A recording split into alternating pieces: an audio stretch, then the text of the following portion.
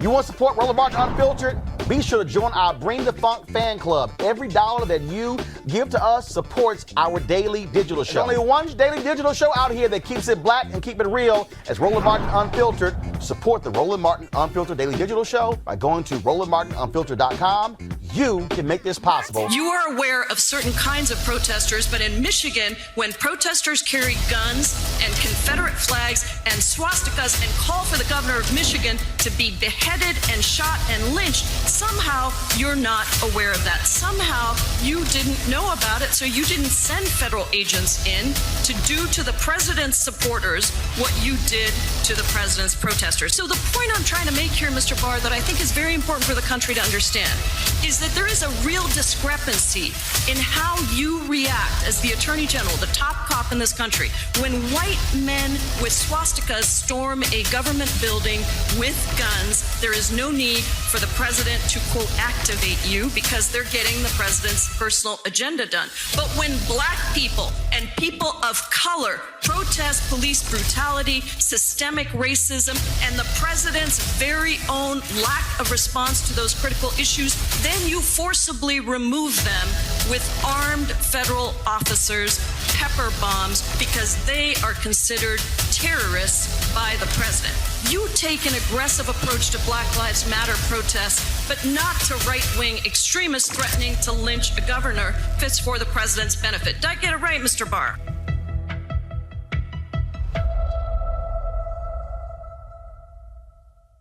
Bringing back Michael Imhotep, who joins us, and Joseph Williams with U.S. News and World Report. I want to talk about, though, that Representative Pramila Jayapal ad, Michael. That was, first of all, the ad was from the folks with Really American, but that was so strong and powerful because she's right. Bill Barr will not speak out against white supremacists. Only Christopher Wray, the FBI director, Bill Barr. And so again, this just simply reinforces the Trump folks are appealing to these angry white men, these white domestic terrorists. She nailed his ass to the wall. Absolutely. She nailed him, and I want to see more ads like that because that gets straight to the point. And what that does is that ties into Christopher Wray, that ties in FBI Director Christopher Wray, his testimony right around September 17th, 2020, and he said that the white domestic terrorists, they're the most lethal threat to America. But then also we see what happened here in Michigan. They've been talking about this all day on 9:10 a.m. the Superstation and radio station my show is on here in Detroit. And then we see that on top of all of this, because Governor Gretchen Whitmer, governor of Michigan, our governor, she called out Donald Trump in a press conference yesterday, if I remember correctly, and really laid this at his feet. She's correct. Because I remember April 17th, 2020, when Donald Trump tweeted, "Liberate Michigan," and encouraged these white men to go to the state capitol, and they were armed with assault rifles, right? So then he has the nerve to say that Governor Gretchen Whitmer did not thank him for the FBI and authorities breaking up this plot to kidnap members of the government in Michigan and possibly assassinate some of them, especially her. So what we see here, brother, is we see, as my friend Dr. Greg Carr calls them, the white nationalist party. We see the white nationalist party in cahoots with a lot of these white supremacists. And lastly, a Michigan State Attorney General, Dana Nessel.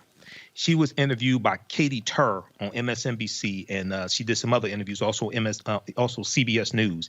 And she talked about how they have seen these white supremacist nationalist organizations in the state capitol hobnobbing with law enforcement, hobnobbing with members of law enforcement at these protests, things like this. And this is another dimension to this as well. So, brother, this is why these are critical times. We have to stay vigilant, and we have to pay attention to what's going on, and we have to protect ourselves also, because the Second Amendment applies not just to white people, but African Americans. Again, when you see the lack of anything from Bill Barr, the fact that he has said nothing about these arrests, it was a U.S. attorney 20 different people, Joseph, who have been arrested. And again, Trump, really his only comment is blasting the governor. This is their base. So folks should not be shocked. In fact, I'm going to try to find the video. There's this white sheriff in Michigan who was on stage at a anti-mask rally with two of these white men who's arrested. And this fool actually tried to say, well, they could have been trying to arrest the governor and the law allows for a felony arrest.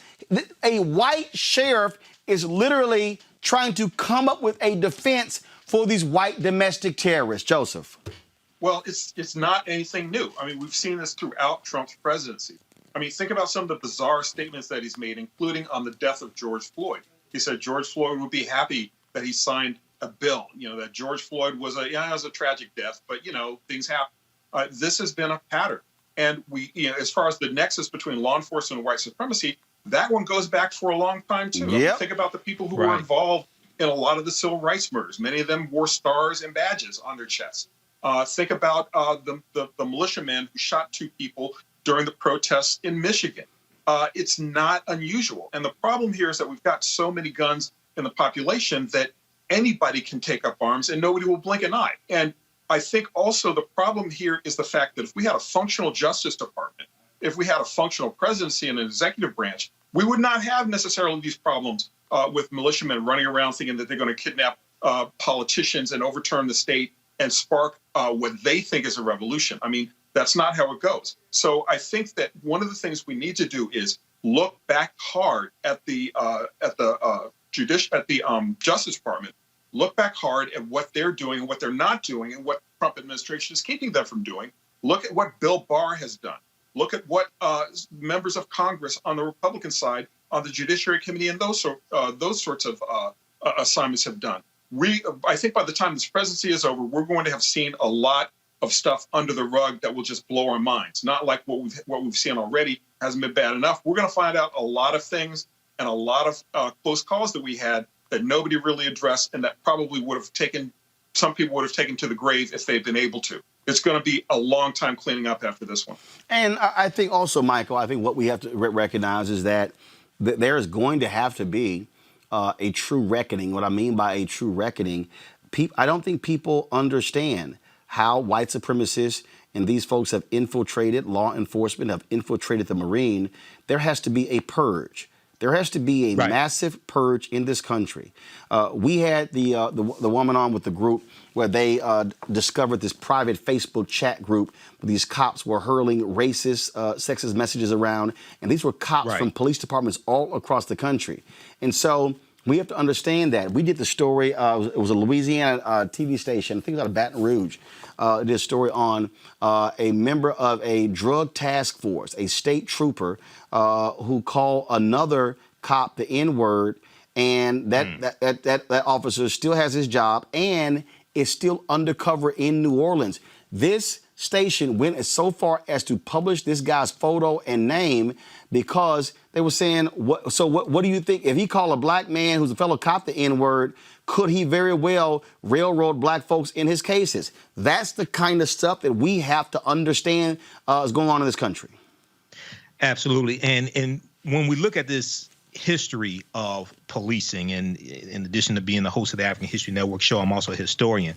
I know there's an increased, there's a wave of white supremacists infiltrating law enforcement, but when I do an analysis, they've always been in law enforcement. It's just, I think it's getting worse, and we're learning more about it. But it's important for us to understand white supremacists have always been in law enforcement. Okay, now that does not mean that we should tolerate it or it's acceptable. The other thing is, as these white supremacists become exposed, as they get fired, because we're seeing this in different cities. We've also seen that here in the city of Detroit with Detroit Police Department as well, certain incidences and white officers being fired. It's important for African Americans to understand at the end of the day, many of us are going to have to apply to the police department and become the type of officers we say we want to see. The officers who serve and protect, the officers who live in the community and protect the community that they live in, at the end of the day, many of us are going to have to apply to the police department and become those officers, because that's one less spot for a white supremacist to be an officer as well. Again, what, Joseph, go ahead. One thing that I wanted to talk about, I mean, you make a very good point and a very strong point, but the thing that echoes through my mind, I mean, I'm an old cop reporter. A lot of times the police departments themselves are a culture of white supremacy. Even black officers sometimes fall prey to this. Even though black officers are supposed to be the ones that are protecting and serving and looking out for the community, when they become a part of the culture, the question gets asked, are you black or are you blue? And 9 times out of 10, the answer is blue until those officers get into trouble, and then it's a whole other problem. So I think that while your point is spot on, I think the culture itself needs to be destroyed. It needs to be dismantled. It needs to be taken down, and we need to rebuild police departments and reimagine policing from the ground up. Now, the problem that you have with that is that too many departments are controlled by unions. Too many other departments are controlled by politicians. And that is a very dangerous combination, especially when it comes for African Americans and trying to make sure that policing is not only fair, but also responsible and accountable. Too often we have no accountability with police departments. And that, I think, is one of the hugest problems with police violence and police allowing to get away with this, where there is no accountability and the culture is allowed to flourish. So you need to just break it down and start rebuilding from square one with a culture of accountability and fairness for everybody. If you want to, if you want to understand how the Trump folks are focused on and appealing to racists, look at this. The Justice Department has suspended all diversity and inclusion training in every division, including for immigration judges that regularly hear cases of persecution based on religion, LGBT status, and gender. Not only that, folks, just yesterday, this same department all of a sudden filed a lawsuit against the folks at Yale over what? Yes, admissions in where race comes up. But not only that, I'm going to post one more. Let me find the article I sent to our folks. Not sure we have it in the script. The Labor Department. Yes. The Labor Department, they are now targeting companies. So, you know, you've had these companies, Microsoft, NBC News, and others announce the hiring of black staffers. They're going to commit to hiring these. They're now targeting these companies. This is unbelievable, y'all. They're targeting these companies to say, oh, here it is, to say, are you instituting quotas? Look at this here. This is from the Wall Street Journal. Numerical diversity hiring targets attract government scrutiny. The U.S. Labor Department is investigating companies with federal contracts that have included specific numerical goals in their pledges to increase diversity, arguing that these resemble illegal quotas and could potentially discriminate against white applicants and other groups, according to people familiar with the matter. These people, Michael, I mean, it is not even more clear that they are hell-bent on running a white supremacist campaign. Well, you know, Roland, all this, we see this common thread all across the board. And as Dr. Frances Cress Welsing, who I knew and had interviewed before, and as Nellie Fuller have taught us, if you do not understand European white supremacy and racism, what it is and how it works, everything else that you think you understand will totally confuse you. When you look at the article from Forbes.com, U.S. Labor Department investigating Microsoft over its commitment to increase black representation in workforce, there was a representative from Microsoft who retorted back. His name Dev Stalkoff. He retorted back to the Labor Department and said that Microsoft is they know full well how to appropriately create opportunities for people without taking away opportunities from others. So what you see here, the same attack that Trump is making on the 1619 project, even though there's some flaws with the 1619 project, but the same attack he's making there, the same attack he's making on diversity training, he's making here when it comes to what Microsoft is doing and other companies, okay? So what they want to do is control all of this opportunity and to lock African Americans out of these opportunities and, non-white people, but at the same time, try to give us a 2-page platinum plan, which is a fool's gold plan, to stay in power, to keep inflicting harm upon us. So this is some more, but this is reason number 453 why Donald Trump must be voted out of office. All right, folks, back to our Roland Martin Unfiltered video in just one moment.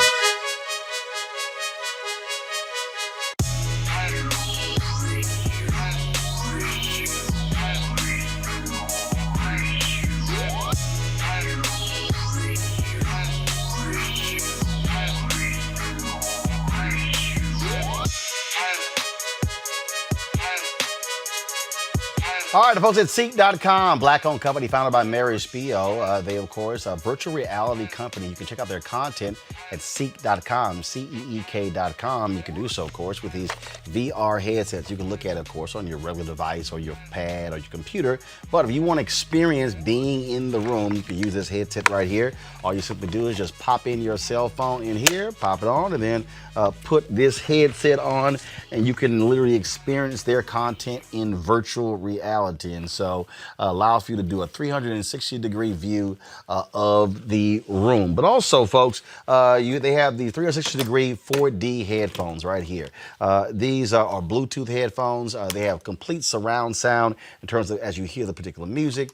Gamers love them as well when they're playing their games. And so it's just phenomenal bass in these headphones as well. You can get one or both devices at Ceek.com using this promo code RMVIP 2020, RMVIP 2020. So we certainly thank the folks at Ceek.com for being a partner with us here at Roland Martin Unfiltered.